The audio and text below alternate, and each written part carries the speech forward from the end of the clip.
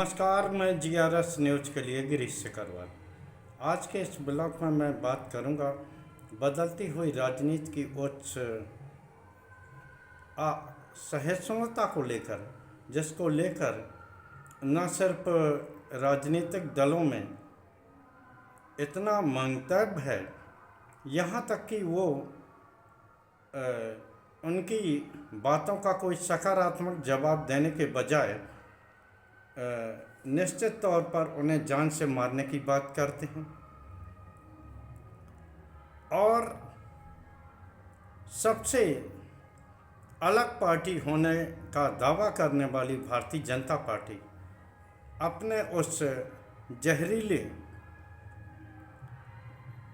प्रवक्ता पर कोई कार्रवाई नहीं करती जिसने कि नेता विपक्ष राहुल गांधी को जान से मारने की धमकी ऑन कैमरा और डिबेट के बीच में दी।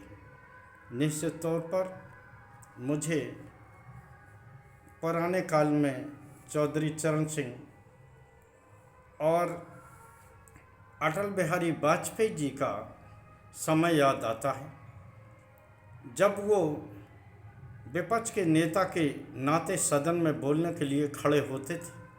हालांकि उस समय पूरे विपक्ष को मिलाकर भी इतनी सीटें नहीं होती थीं कि वो अधिकृत रूप से विपक्ष के नेता के रूप में प्रतिस्थापित हों। इसके बावजूद भी सत्ताधारी दल उनकी बातों को इतना महत्व देता था कि जब वो बोलने खड़े होते थे तो निश्चित तौर पर पूरा सदन उन्हें सुनता था और उनकी बातों पर गौर भी होता था। आज अलग बात है कि सदन में विपक्ष की आवाज़ को दबाने के लिए किस तरह की कार्यशैली की जाती है। यहाँ तक कि सांसदों के माइक म्यूट होते हैं और सत्ताधारी दल जिनका काम की सदन को सुचारू रूप से चलाना होता है, वो ही सदन की कार्रवाई को खराब करने की कोशिश करते हैं। उसे सदन की कार्रवाई ढंग से न हो पाए, क्योंकि अगर सदन की कार्रवाई होगी तो निश्चित तौर पर विपक्षी दल सवाल खड़ा करेंगे और उन सवालों का जवाब सत्ताधारी दल के पास नहीं है। लिहाजा वो निश्चित तौर पर इस संबंध में हो हल्ला करके पूरी कार्रवाई को बाधित करने की कोशिश करेगा। अभी इस समय ताज़ा मुद्दा वोट चोरी का चल रहा है।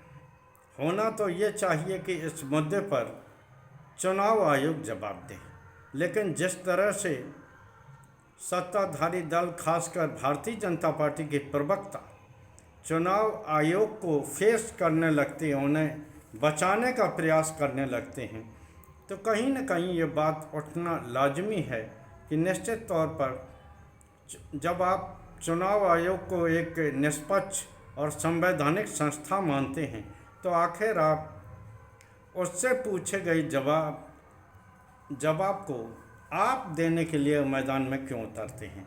क्यों नहीं चुनाव आयोग इस संबंध में जवाब देने की कार्रवाई करता है?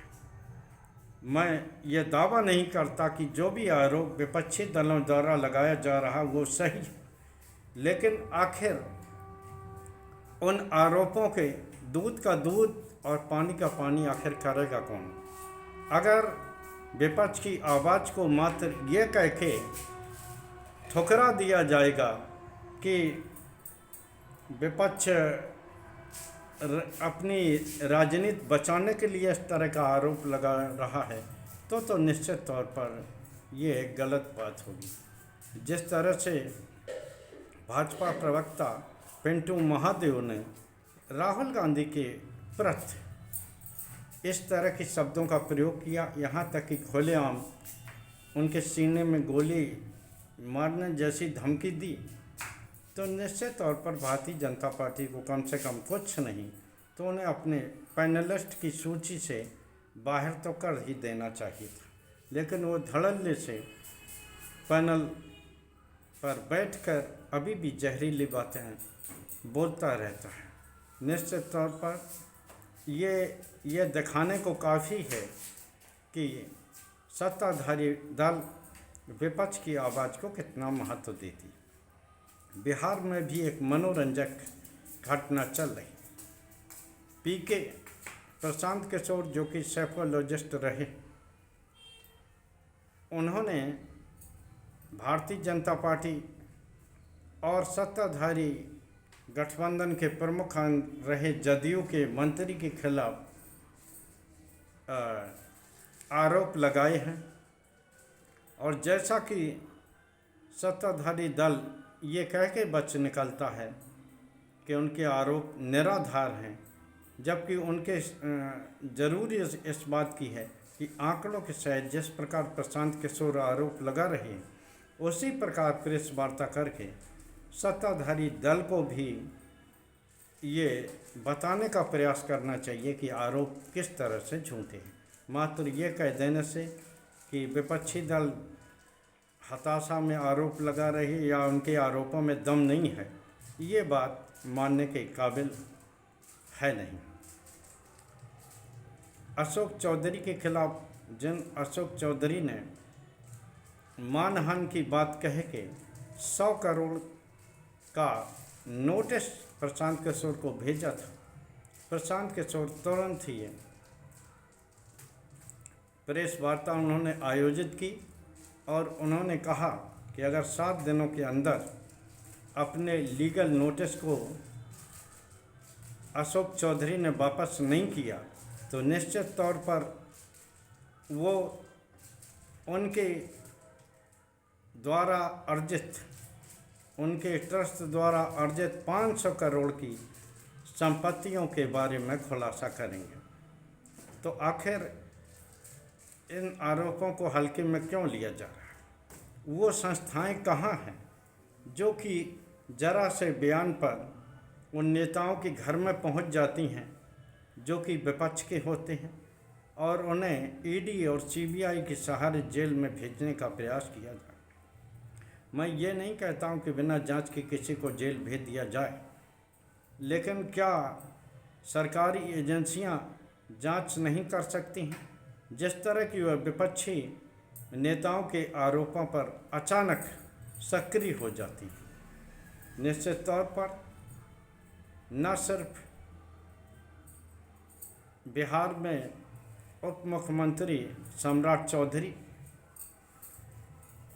प्रदेश अध्यक्ष भारतीय जनता पार्टी दिलीप जायसवाल और मंगल पांडे और जदयू के अशोक चौधरी के विषय में जिस तरह से प्रशांत किशोर ने आंकड़ों के साथ आरोप लगाए हैं, जरूरी ये है कि उनके आरोपों को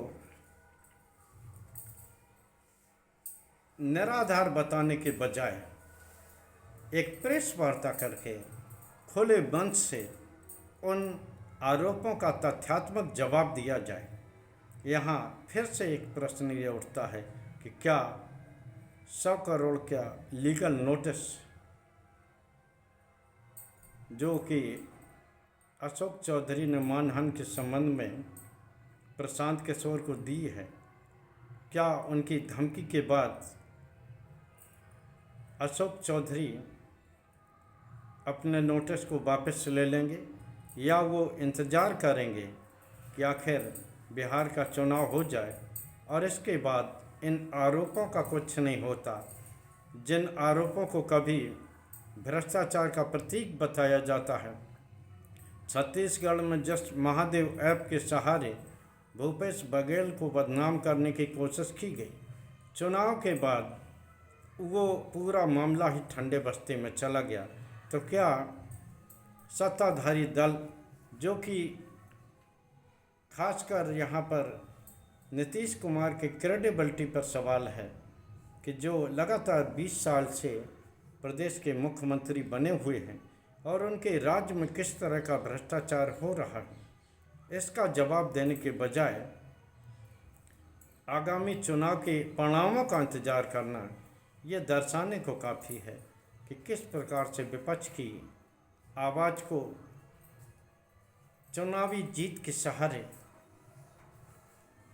दर्शाकर आरोपों को किस प्रकार से कमज़ोर किया जाए।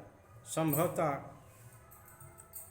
भारतीय जनता पार्टी और जदयू इसीलिए बिहार का चुनाव जीतना चाहती है, ताकि ये बताया जा सके कि विपक्ष के वोट चोरी के आरोप झूठे हैं और जनता ने उन्हें चुनाव में जिता दिया है। आज के ब्लॉग में बस इतना ही। जय हिंद, जय भारत। कल फिर किसी नए मुद्दे पर आपके साथ जुड़ने का प्रयास करूंगा। जय हिंद।